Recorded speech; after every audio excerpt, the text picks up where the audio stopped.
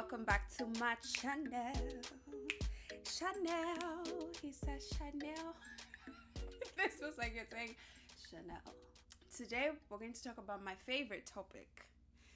If you could describe actual witchcraft that happens in daylight, it's these few phrases. These few phrases that affect your life. You grow up, they are still following you. You know that clingy friend that just follows you everywhere?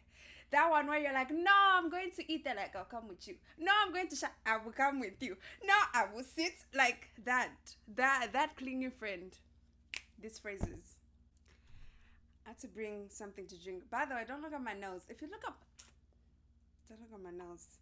The Rona is doing the most. No nail palo is open right now. So a girl is just, we're suffering out here. We're suffering together. The amount of anger I have towards these phrases. Let's get into it. Growing up, I heard people say, wife material. Wherever you go, it's just wife material this. Oh, she is wife material. And I think when you're younger, you want to be that wife material. Because when people refer to a person who's wife material, they praised that girl. That girl was respected. So because you want to be respected as well, you were thriving to be wife material as well. And you didn't even understand why. I did not understand why I needed to be wife material, to be honest. There was no way I was getting married at 12 or 13, you know, but I just wanted to be wife material. This notion of marriage was the end goal. I was born to be married. I was born to flourish as a wife. Like when they see me walk, they will see wife. Like, they won't even see Jean. When they look, it's wife. And I'll see boys being like, oh, can you cook? Like, boys had opinions. I mean, like, who put them as officer in charge of opinions? They just dished it out. Whenever they thought about it, who? Wife material. Why are you doing that? Anyhow, no one asked them. They just gave it out. And as a young girl, I really thought that was okay. For example, you wear a short skirt and you're walking past and they're just like, where are you going? Dressed like that. Why?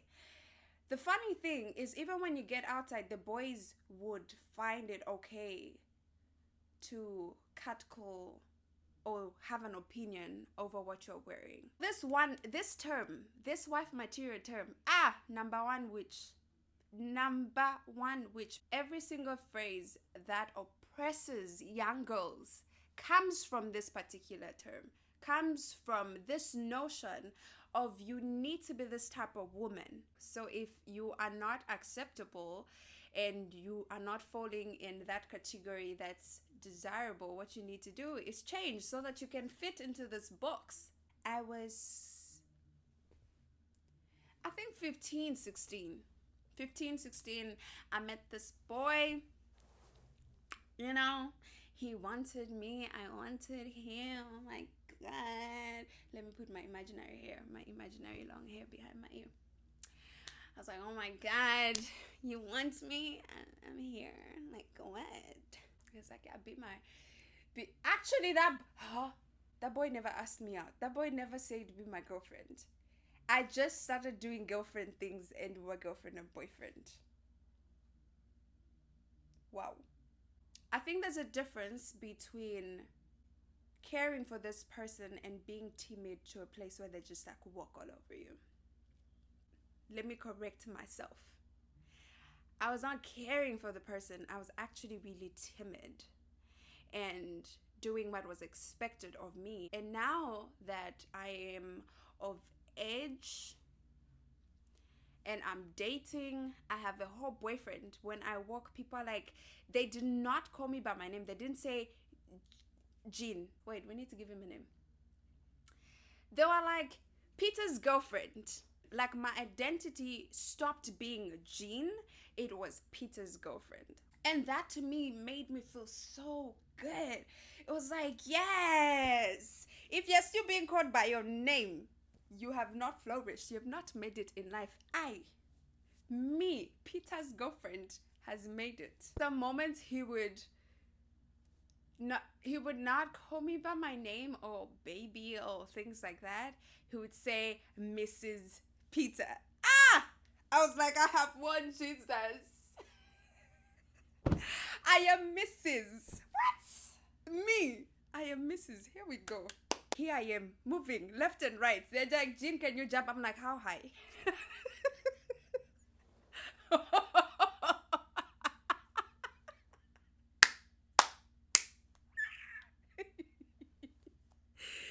Woo! Like, just that phrase in itself, it really influenced how I viewed myself and how I carried myself and how I just lived my life.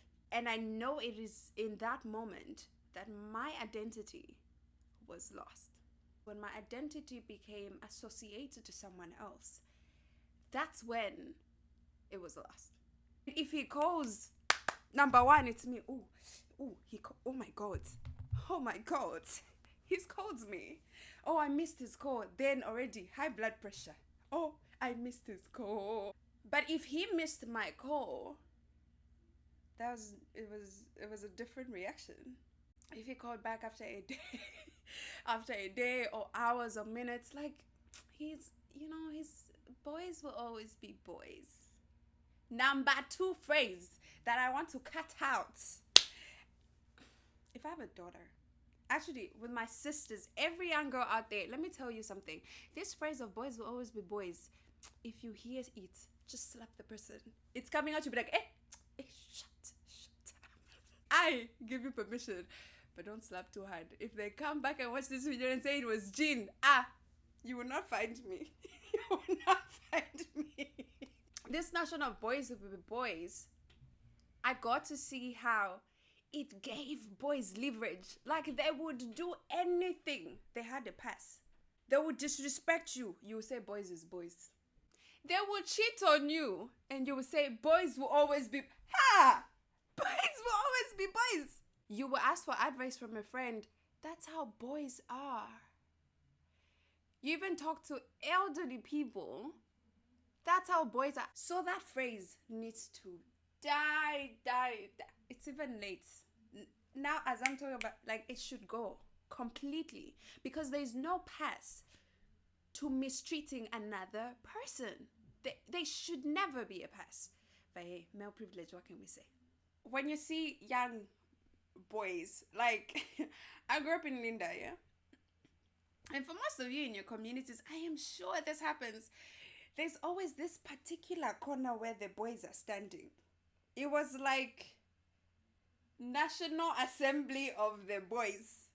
Like, if you're walking, there's just that one corner where you find the boys standing. And so when you're walking and you see them, first you get so insecure about yourself. Like, your step even changes. You don't know whether you should catwalk or whether you should run. You don't know what to do with yourself. And you're walking and they start catcalling. Apes. Hello. Hey, come here. Hey, you look nice. Come, let me talk to you. If there are other boys that felt like they have the rights to your body, where they're just like touching on you, and then their friend, this one, well-raised child, well-mannered boy, a child of God, will be like, no guys, let her be. Then you hear, stop acting like a girl. Equating girls to a sense of weakness. Actually, the fact that girls carry societal norms or expectations, still carry out their business at school, and still carry out work at home and be good daughters. Can you carry all that? Women have to juggle 1, 2, 3, 4, 5 things. And girls learn to juggle that because when they grow older, they have to continue doing that. If any sex is supposed to be compared to strength or strong, it should be woman, female. Because there is no strength as a woman's strength because of what society has pushed us to do and to carry and to take emotionally, physically. When a young man does not slap the girlfriend, he does not insult her, he does not verbally abuse her, he does not boss her around, he is really loving and caring and he listens. He shouldn't then feel that he's being weak, because he's not. Actually, you who is scared of expressing yourself, you who just says, men don't cry. No, I can never. You're the weak one. Because you're even afraid to feel your own emotions. Now that, to me, is weakness. If you want to come and fight me, come. I'm ready. Okay? If it disciplines you, he loves you. Who made him, officer in charge of the whip? Who? Why? How is being abusive love? It would never be love. This notion of discipline, that your partner has to discipline you, that we teach even young girls, should stop. For this one, I need to check is it pulse? I need to make sure I'm still breathing as well.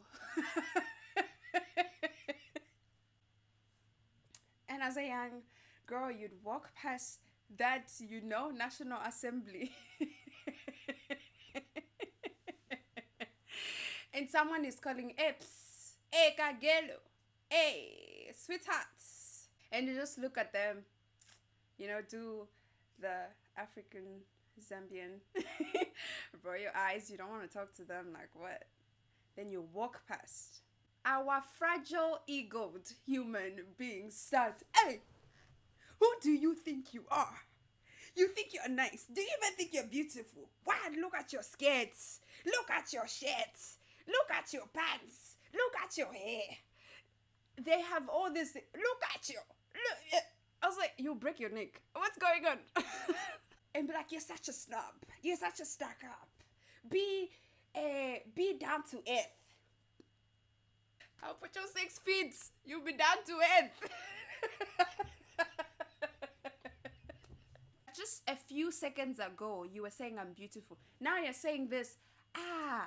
You need to go get your hair checked, because you just switched like that. That is not normal. Because I'm still the same way I was when I walked past you, but you. So you're the one with the problem. Let's not make girls who are confident, who know what they want, who know they don't want to say hi to you like, hey, excuse me. Hey, nobody have energy for you. My hope is that we could teach and show young girls that their identity is not in someone else. It is not in association to someone else. You are who you are. Your confidence. If you're sassy, if you're an introvert, you're an extrovert. Like, you are perfect just the way you are. Yes, society has its box of what is desirable. We were born with different personalities for a reason. So you cannot be the way Mary is. Then the whole world will just be walking. It's just Mary, Mary, Mary, Mary, Mary. Because you're the same. You are different for a reason. Boys that feel and act right and respect girls don't have to feel like they have to change who they are to be known as a man, because that's just toxic masculinity. And for girls out there is space for you. So be who you are and you will flourish. If I tell you, you will flourish. No one can do what you can do.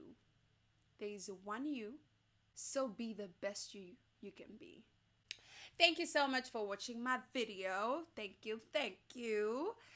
And if you like this video, please give it a thumbs up, subscribe, and comment phrases that you think should die, phrases that keep affecting our community to date. Until next time, I love you. I love you.